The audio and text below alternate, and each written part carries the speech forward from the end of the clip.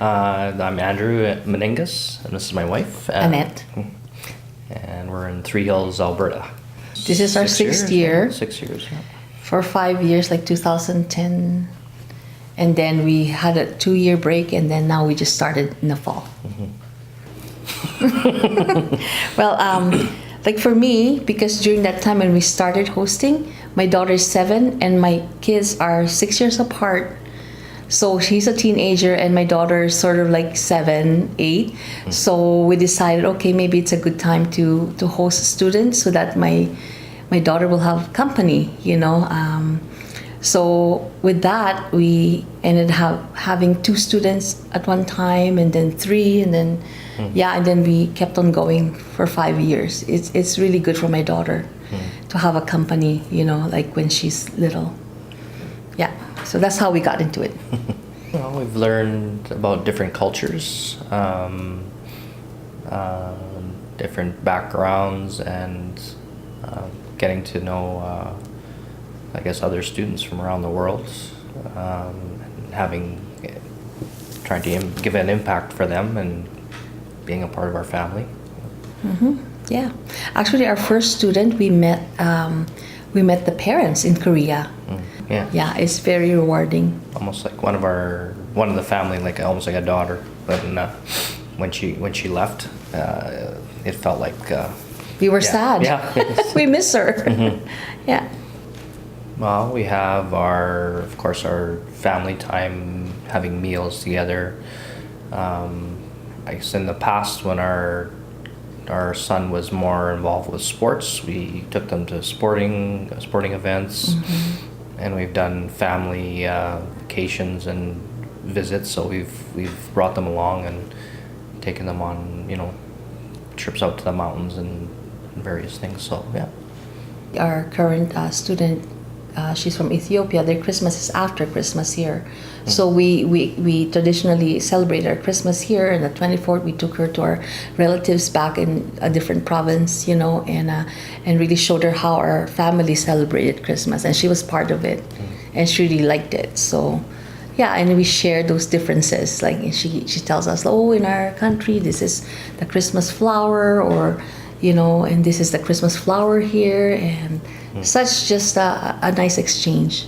Well, I guess we talk with them, and we're able to communicate with some of them. They had their families, what they could communicate with on the computers back home. So we encouraged them to keep that line of communication, and in a few occasions we were able to talk with the parents about what they're experiencing and as well. So yeah, I always try to keep in contact with their families back home. And also the daily, I think, connection with them. So after school, you ask them how they're doing and if there's anything that we could help them, or just listening to them, what they're going through. And I think it's just like any other relationship. You have to build that relationship and trust.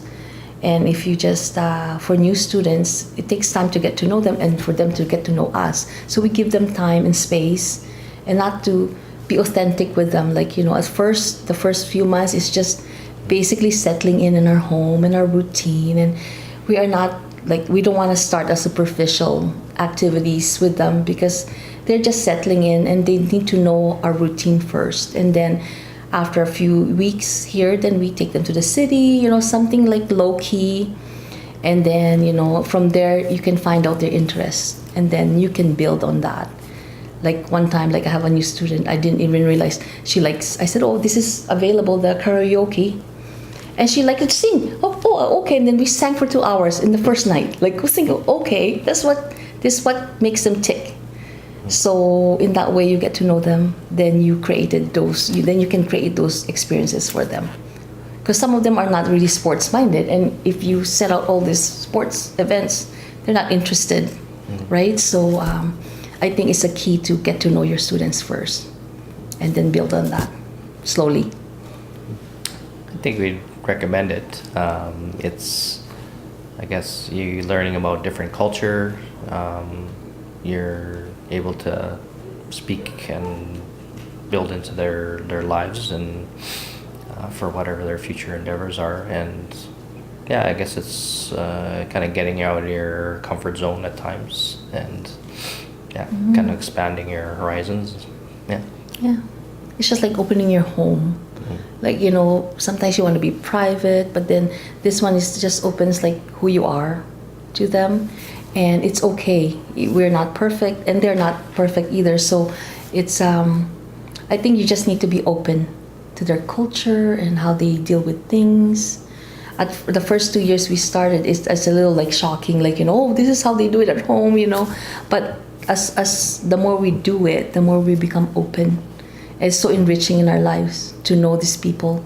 So when we go to different countries, we kind of have like from Brazil, from Ethiopia, like we connect with them and learn about their culture, and the same vice versa with them, to learn our culture here, because we're even like a multiracial family.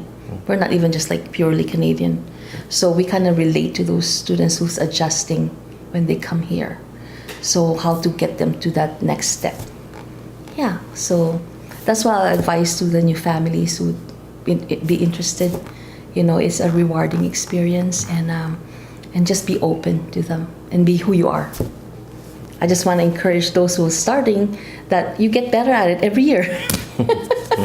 You get more, accepting of different cultures. So, yeah.